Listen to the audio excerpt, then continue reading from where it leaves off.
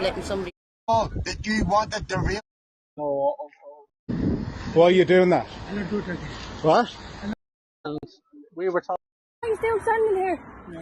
What did you say to me, little sister? No. Down there in front of me, what did you say to her? No. What did you say to her? I could... No, my sister's down there. School told us they weren't told. They Right. said they were never told anything about it. Which I don't know whether I believe that or not. I don't know. But anyway, they said they weren't told anything about it. Even yesterday, I asked my daughter, have they said anything to you yet? Now this is, like 4 months later, 3 months later. They still have not even mentioned it to the kids in school.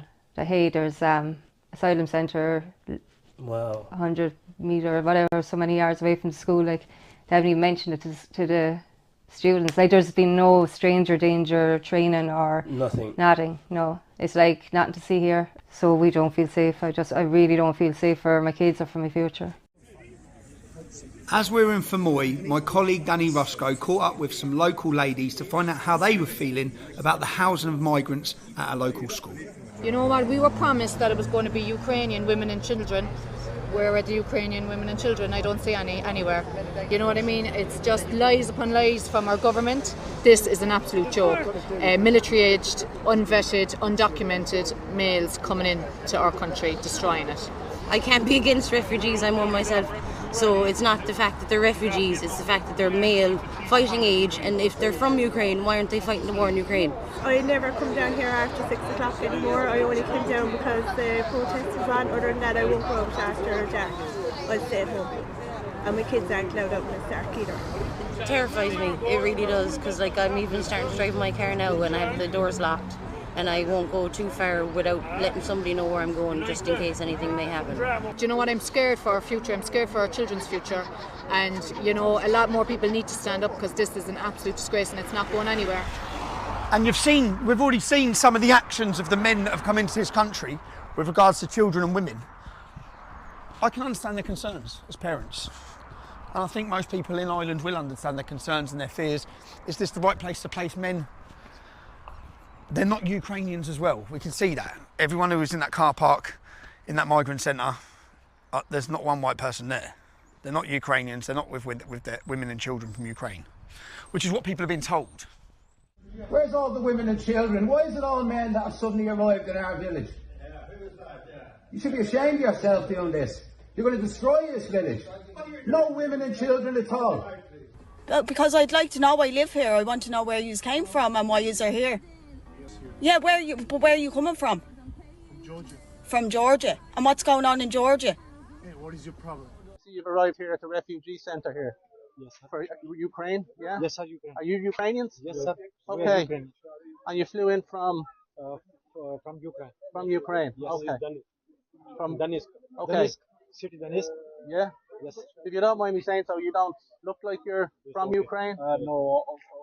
So we just heard reports that there are people coming from Middle East, Africa or whatever who aren't Ukrainians who are coming in through this refugee centre, and we were told as Irish citizens that it's women and children, you know. So how do you feel about that? Nice. Yeah, and you're a Ukrainian citizen, and were you not asked to stay and fight for Ukraine? No, just we are 60 years now.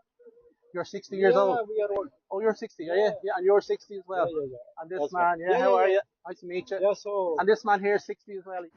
Another busload of men getting dropped off to Ballymorn.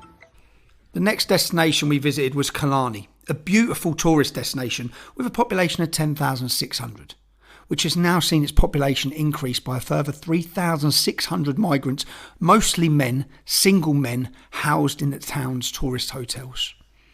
Killarney is a massive tourist town. You know, we're very welcoming, we're very nice people, but no, it's not women and children in here.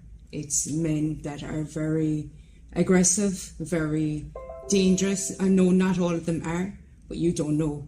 It was the group of men that were causing all of this. Large groups of men? Yeah. Where are they from? I don't know where they're from. Are they Ukrainian? They're not Ukrainian. They're not Ukrainian. They're not Ukrainians. Okay. No. I don't walk to work anymore. I drive it. Yeah, I don't walk anywhere. You don't walk anywhere? No. What, at night? No, during the day, most of the time I wouldn't go anywhere. During the day? No. Is that a lot of girls? Yeah. My cousin lives on the side there, and he won't let his girlfriend, like she works here at Yeah. Like he comes and meets her. So he lives there, He lives there and he comes and meets her from work. She comes and meets her to fetch her. To walk her home? Bring her back, yeah. And this is that something new? That is something new, because he won't let her walk back because of all the plans. Because of this? I stopped going to the gym and everything over on, like, still in the hotel. So I just stopped everything. So where did they try and call you? Down there. In what way? Past the gate with his bike, blocked me in, wouldn't let me out. Saying what? What's your name? Tell me your name. Why want you to be my friend? I want you to be my friend. Where do you work? Show me where you work. I said I work way downtown. He started roaring then. Tell me where you work. They'd be roaring at you during broad daylight across the road, like. Shouting at you? Yeah, roaring abuse. When you're walking down the street? Yeah, blonde hair, blue eyes, roaring, and then the old women would be terrified. What the, and then people want to help and they can't help because they're afraid of them. So they just leave them at it. And what did you say there was 3 Somalians on what girl? They harassed her Saturday. On this Saturday? Yeah, downtown. Drove her bracelets. She had a bracelet on this. All her bracelets stuck straight into her arm with half an inch cut through her arm. From where they grabbed her? From they were squeezing her arm. And police do what? Sacked her. They'll only get worse, like. And how long? Yeah. And how long has this been happening here? Since they came. The minute they came. The minute they came? Is it Ukrainians? No. No. Everybody was kind of looking forward to welcoming the Ukrainians, and you know, we were really sorry for everything they were going through and that, but that's not what we're getting. I know these people have to be looked after and all of that, but surely they should be vetted. I heard an old woman say on the radio the other day, to clean the brasses in the church, she has to be Garda vetted. But they could let all these people there into an area with no Garda vetting. Because the rule is you're supposed to seek asylum in your first port of entry. There's millions of men coming in. Where are all their women? They all have needs. It does make you feel insecure walking around. Yeah, that's like where we would have grown up that you'd walk up this road at night time, no problem after coming out. Or even from town, half the time you'd walk up and down. I'm doing that. Clarny's name, obviously it's a beautiful place, but it's also got the safety. You know, like you could walk the town. I mean, you always have to have an aspect of safety, but now you just wouldn't dream of it. Down the park, people can't go down the park anymore. I used to work in security in town in a nightclub, and I know from security still working there that the women are leaving the club and they're coming back in. They're terrified because there's people waiting on the streets for them, and they don't know what's there's a massive fear. Around this area can feel a bit dangerous. Okay. Because they just kind of like follow you down. What, the refugee men follow young girls? And they'll just hang around until you get back in. And then, so they're watching the girls leave and... Yeah. To see if they're going home or if they're going back into the thing. Like waiting for a taxi, you want to be standing inside the place until the taxi comes. So girls now, instead of waiting outside the taxis, they're waiting inside the clubs? Town on the road, they don't feel safe and stuff. People going to... women don't feel safe in the town? Yeah. I suppose mean-wise. You feel worried? Yeah. Okay. I'm afraid to walk around town where You're afraid to walk around the town? Well, you're not legal if you're next to So you have to have... I've heard a lot of women saying this. They need their men walking with them.